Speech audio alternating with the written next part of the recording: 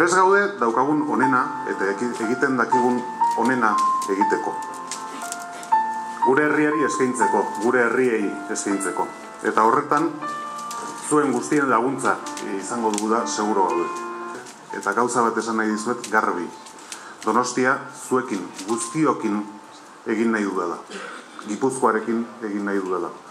Markel, niretzat ez dago gauza hobeagorik Gipuzkoako hiriburua izatea baino.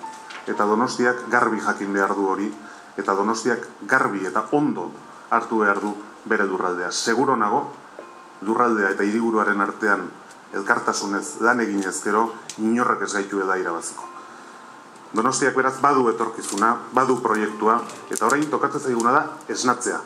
Eta eskatzen dizuedana da esnatzen laguntzea. Donostia esnatzen laguntzea.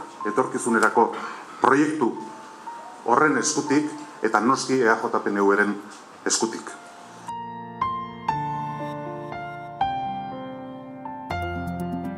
Gu garbi daukagu zein dan gure bidea. Eta gure bidea da elkarlana.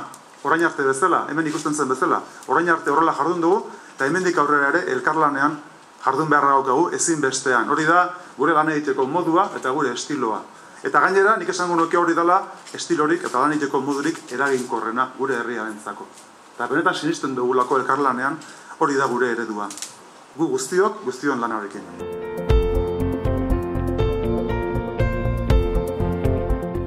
Guk herria ordezkatu nahi baldin badegu, eta hoitxe da gure helburua, herritarrekin egon behar dugu, kalez kale ibili behar gea. Kalean egon behar dugu, eta zertarako. Jendia entzuteko, zeintzuk dian behaien beharrak. Jendia sentitzeko, ze egoeratan dauden, ze behar dituzten. Jendea ulertzeko ere bai. Eta ez hori bakarrik, baita kontra ere.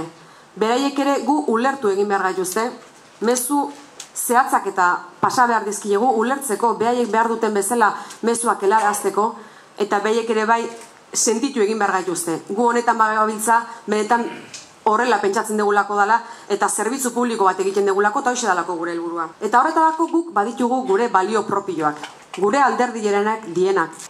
Apaltasuna eta zintzotasuna dira gure alderdiaren balio propioak. Horrela ibilik gaudetan eta horrela ere jarraituko dugu.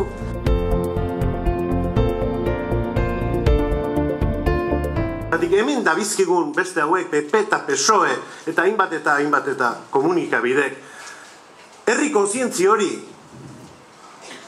itzali nahi dute, urtu nahi dute. Zatigu herritarrak gea, hiritarrak gera, danak ditugu eskubide berdinak, gizarte justu bat nahi dugu. Ez dugu inor zokoan utzi nahi, bide bazterrean utzi nahi, baina aldi berean herri bat gara.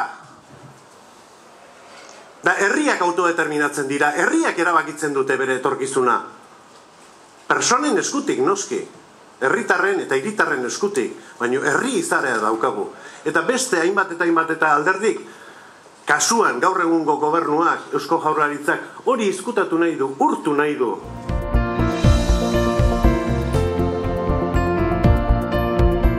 Zuei, hautagai bezala, hemen zaudeten hautagaiei, lehenengo eta behin, orain baino lehenago entzun dezute.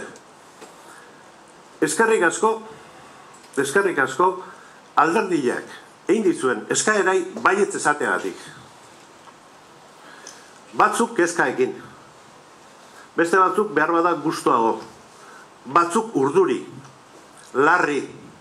Eskerrik asko, bestea beste, demostratzen dezutelako gauza bat.